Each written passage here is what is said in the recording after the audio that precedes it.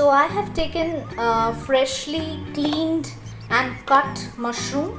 One packet of mushroom is here, and also I have followed one more step, that is I have also boiled the mushrooms over here, so that when you buy mushroom you will see that many of the dust particles are there in the mushroom. So that's why to clean that we have to first boil the mushroom. This is the add-on step which I follow every time.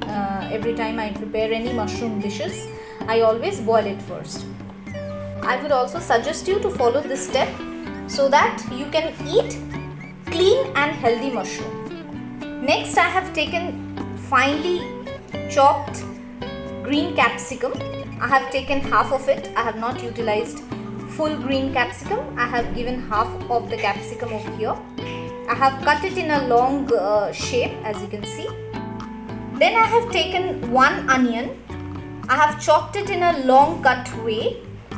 Next I will require 5 garlic, which is finely chopped, as you can see. I have also taken 1 slitted green chili, and I have also taken few coriander leaves to garnish my dish. Next I will take 1 teaspoon of black pepper powder.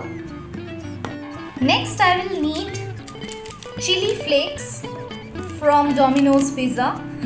This is the leftover one. I have not utilized this at that time, so I have many extra sachets of this chili flakes and oreganos.